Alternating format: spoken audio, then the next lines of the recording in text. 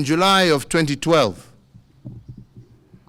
months before the March 2013 election, the price of a packet of a 2-kilogram package of unga shot up from 70 shillings to 130 shillings. Therefore, making my administration, when it came into office, the first item we had to address was to intervene to bring down this price as an urgent priority. Again, in May of 2017, 3 months to the August 2017 election, the price of unga shot up to an unprecedented Kenya shillings 189 shillings. This is the highest price experienced between independence and 2017. And this crisis was used to fuel that powered the ambitions of certain members of the political class. Today, once again, months to the August 2022 election, the price of unga has, as per previous, shot up again. It has moved from a price of about 100 Kenya shillings to 205 Kenya shillings currently. So the national question, ladies and gentlemen, that all of us must pose from this trend is it a coincidence that we have an unga crisis just before every election? Is this the result of a market dynamic, or is it a deliberate outcome? This question, ladies and gentlemen, we have to put forward. We must ask ourselves, and we must put to bed. And in posing this question, I return to the three entities charged with duty of care for the people of this republic, with respect especially to the price of unga that we address today, and its curious relationship with every election. So today I ask our maize millers, like every single citizen of this republic, they have their rights and responsibilities as corporate citizens. And they must enjoy their market rights to make profits.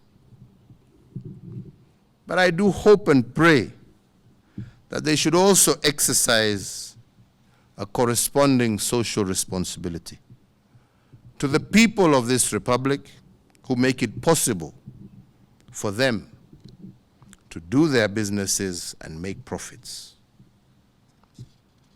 Even whereas in this particular case, we must say that the price is also affected by drought and the other external factors that I have mentioned, we must also agree that the motivation for profit must be tempered by a reasoned level of social ethics if our businesses are to survive. And I say so because making profits and ethical corporate citizenship are not conflicting ideals.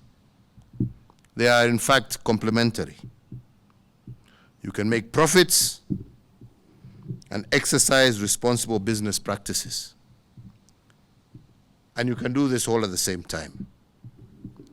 More so, because if unethical practices result in instability during and after elections, the biggest loser is not the ordinary citizen. It is the corporate citizen. It is their investments that are the first to suffer. And because a government or let me say, because a responsible government cannot legislate a culture of corporate responsibility. And neither can we police the social ethics of corporate citizens. I do request all of them to see their role as a partnership, first and foremost with the people of this republic, and second, with their government. This is true of some large-scale commodity house and maize traders, maize millers, fuel handlers, and we know it's not all, but there are some who use the practice of hoarding to control prices. But I ask you today, if hoarding results in increased prices to unaffordable levels and results in consequent instability, I once again reiterate that the damage is highest on corporate citizens, and this is a fact that we have seen in many countries. But fellow Kenyans, it is not just our corporate citizens. It is also us in the political class, and how we manipulate this so-called hunger crisis every election in an attempt to gain political mileage. We in the political class, it is so unfortunate but shocking that we have the audacity to politicize the misery of the most vulnerable in our society.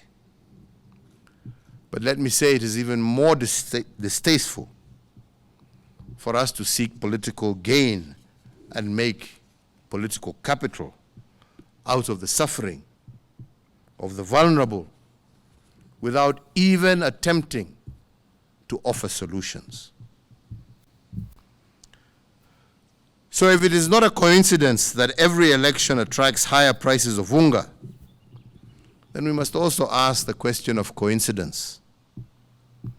And I say so because if one of them acts unethically by hoarding products